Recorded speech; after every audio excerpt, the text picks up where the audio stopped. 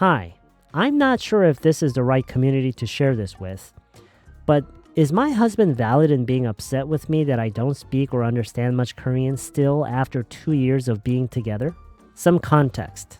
We met in December 2022, lived in Korea together until October 2023, when we moved to India for his work and finally came back to Korea in May 2024. My husband speaks almost fluent English.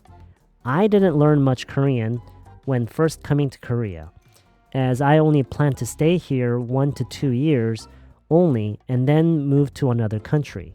I only knew super basic conversation and survival Korean then.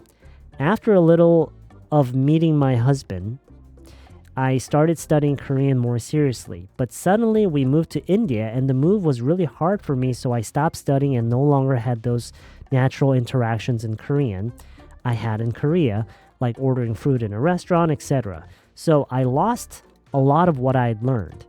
I started studying again once I moved back to Korea in May 2024, but we had a child around that time and finding energy and time to really focus on studying was difficult for me. My husband gets upset with me every once in a while because I still only know super basic Korean conversation. If I ask him too many questions like, oh, what does that sign say? Or can you translate this sentence for me? It doesn't translate well, etc. He gets really irritated with me. So I've stopped asking him for translations if I can help it. Is he valid in being upset with me? Should I stop making excuses and make the time to study harder, or is studying at my own pace reasonable? Any other interracial couples go through this with their partner? Any Koreans want to chime in their opinions of how they would feel if their partner doesn't speak their native language well after some time together? Thank you. So they've been together for 2 years, and within those 2 years, they have moved around, right? They moved to India once, and they came back eventually, and they even had a child in the span of 2 years. So they had a child when? In May 2024, right? So what should we say?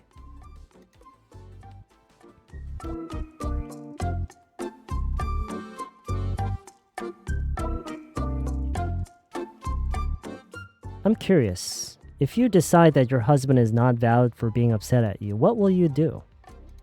Anyway, I don't think it's fair that your husband feels that way about your Korean, but learning another language isn't easy and it takes time. Even if you were studying for the full 2 years that you've been together, you still wouldn't be fluent.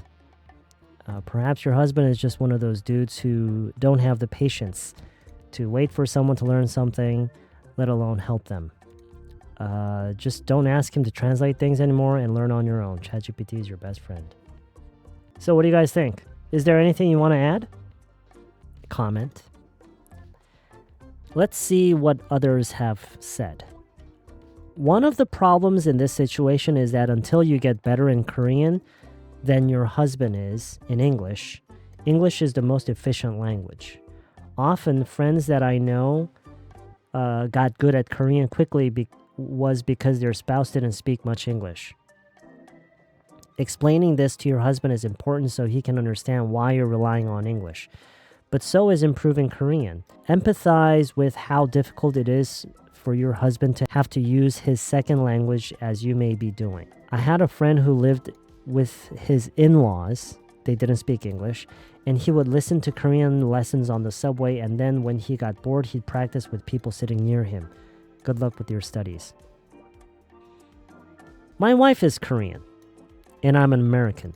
We lived in the States for years, and now we're back in Korea. It's an entire burden on the fluent spouse having to always be the go-between. After working from 8 to 4, coming home to do 4 hours of Korean a night twice a week is not what I want, but I did it for her. The good news is that it's not forever. It's a couple years and you'll benefit too. More of your life becomes independent. I recommend looking into KIIP through the Korean government, which is normally free and online. Or look at YBM for in-person classes. You can meet some interesting people too.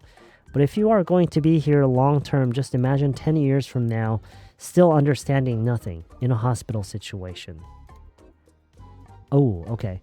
A year or two of a couple nights of a week of classes is worth it for you and your husband, speaking from experience. He shouldn't force you, but I do think that if you plan to live in Korea long term, you should study the language hard. It will only get harder and harder to learn. Your child will also appreciate you if you speak good Korean down the road. Korean is not easy to learn, but I think you have valid reasons to learn it. You live in Korea, husband is Korean, and your child is half Korean.